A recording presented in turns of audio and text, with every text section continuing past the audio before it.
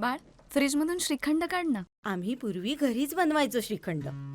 त्याची चवच वेगळी होती. आता काय सगळं रेडीमेड. आजी, हे श्रीखंड खाऊन बघ.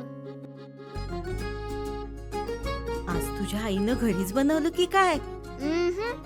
हे आहे गोकुळचं श्रीखंड. अगदी जिभेवर रेंगाळणार. जिभेवरच नाही तर मनावरही रेंगाळणार. गोकुळ श्रीखंड, मनावर रेंगाळणार. मालवण नगर परिषद सभेत ठाकरे आणि शिंदेंची शिवसेना आमने सामने आल्याचं पाहायला मिळालं.